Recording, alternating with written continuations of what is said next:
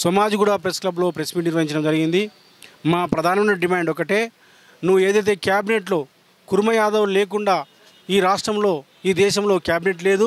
మరి అట్లాంటి మొట్టమొదటి క్యాబినెట్ రేవంత్ రెడ్డి గారి ప్రభుత్వంలో మరి నిర్వహించినటువంటి క్యాబినెట్లో మరి ఇలా కుర్మ యాదవ్లకు స్థానం లేనటువంటి పరిస్థితి కనిపిస్తూ ఉన్నది.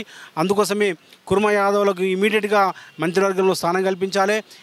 ప్రభుత్వంలో మరి అట్లాగే ఎమ్మెల్సీ కానీ మిగతా కార్పొరేషన్లో కానీ మరి మా జనదామాస ప్రకారం కుర్మ యాదవ్లకి భాగస్వామ్యం కల్పించాలని, ప్రాతినిధ్యం కల్పించాలని, అట్లాగే మీరు చెప్పిన పద్ధతిలోనే కామన్ డిక్లరేషన్లో భాగంగా మరి బీసీలకి విద్యా ఉద్యోగ రంగాల్లో 42% రిజర్వేషన్ ఇస్తామని చెప్పిండ్రు.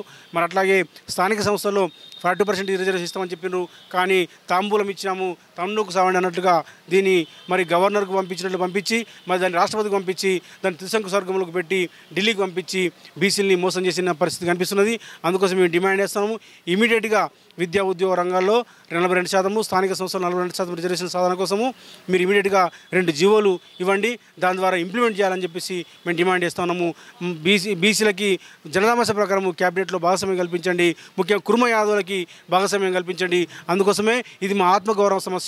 కుర్మ యాదవ్లని మీరు మోసం చేయడం అంటే మాకు భాగస్వామ్యం ఇవాళ జై యాదవ్, నా పేరు మేకల్ రాములు యాదవ్, నేను జాతీయ యాదవ్ క్లబ్ పోరాట సమితి జాతీయ అధ్యక్షుడిని. మాతో పాటు మా యాదవులు అందరూ ఉన్నారు. ఇవాళ సోమాజిగూడ ప్రెస్ క్లబ్కు రావడం జరిగింది. ఇవాళ తెలంగాణ రాష్ట్రంలో 16% ఉన్న యాదవ్ కుర్మలకు మరి గత స్వాతంత్రం వచ్చి 80 సంవత్సరాలైనా ఇప్పటి వరకు ఉమ్మడి ఆంధ్రప్రదేశ్లో కానీ మరి గత 10 సంవత్సరాల్లో తెలంగాణలో కానీ ఇప్పటి వరకు తెలంగాణ రాష్ట్రంలో మంత్రి పదవి లేకుండా లేవు. ఫస్ట్ టైం ఇవాళ రేవంత్ రెడ్డి ప్రభుత్వం, కాంగ్రెస్ ప్రభుత్వం దుర్మార్గంగా ఇవాళ మా యాదవ కుర్మలను రాజకీయంగా బొందబెట్టాలనే లక్ష్యంతో ఇవాళ యాదవులను రాజకీయంగా అనగదొక్కుతారు ఈ రేవంత్ రెడ్డి ప్రభుత్వం. దీనికి మరి ఇవాళ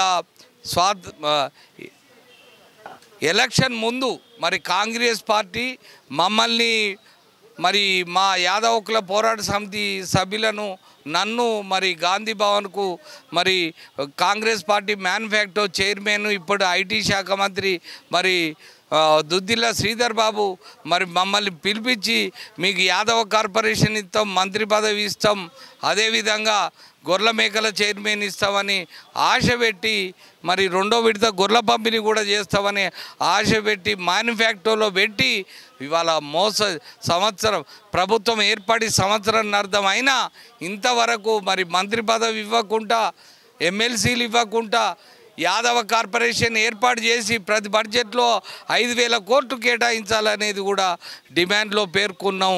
అదేవిధంగా గొర్రెల మేకల సహకార సమాఖ్య లిమిటెడ్ మరి ప్రభుత్వం ఏర్పడిన 2 నెలలనే ఏర్పాటు చేయాలి.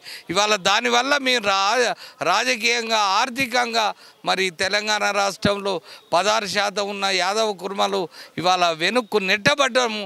కాబట్టి మేము దీనికి నిరసనగా మరి ఈ నెల జూన్ 27వ తారీఖున ఇందిరా పార్కులో యాదవ కుర్మ జాయింట్ యాక్షన్ కమిటీ ఆధ్వర్యంలో నేను మరి యాదవ కుర్మ జాక్ చైర్మన్గా నేను మేకల్ రాములు యాదవ్ను నేను 33 జిల్లాల్లో ఉన్న యాదవ కుర్మ మరి కుటుంబ సభ్యులందరూ కూడా విజ్ఞప్తి చేస్తున్నా.